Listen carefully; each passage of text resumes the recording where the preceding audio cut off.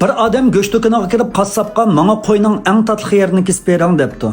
Qassob ishkilanmasdilla bu odamga qo'yning tilini kesib beribdi. Bu odam qassobning bu qilmishidan hayron bo'lgan bo'lsa-mu, hech nima demasdan qo'yning tilini ko'tarib uyiga qaytibdi. O odam ikkinchi kuni kelib qassobga "Menga bugun qo'yning eng ochiq yeridan kesib bering" debdi. Qassob yana ishkilanmasdan bu odamga qo'yning tilini kesib beribdi. Bu odam hayronligini ichiga paturolmay oxir qassobdan so'rabdi. "Men tunugun kelib sizga qo'yning eng tatli yerini kesib bering desam-mu, tilini kesib berdingiz.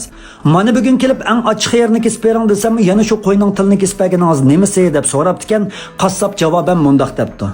"Man qarang, til u shundoq narsaki, uning she'rligidan ma yori bo'lgan, laxti bo'lgan dillarga malham ham orom bo'lgan bo'lsa, til u yana shundoq narsaki, u o'zi yumshoq bo'lgani bilan toshdan qattiqligi, zahardan ochiqligi, qilishdan o'tkirligi bilan bir odamni nobud qilib o'talaydi. Shuning uchun tatli yeri degantingizmi, tilini kespadim, ochiq yeri degantingizmi, yana shu tilini kespadim" deb javob beribdi. Yaxshi hikoya ekan. Bo'libmi hozirgi mushu tili orqali boshqalarga azor berib, xushallik topadigan, huzur topadigan bir turkum odamlarga ajoyib tushilgan hikoya ekan. Shunga ham baharlab qo'yg'im keldi. Ma'qul amsa yana ko'rishaylik.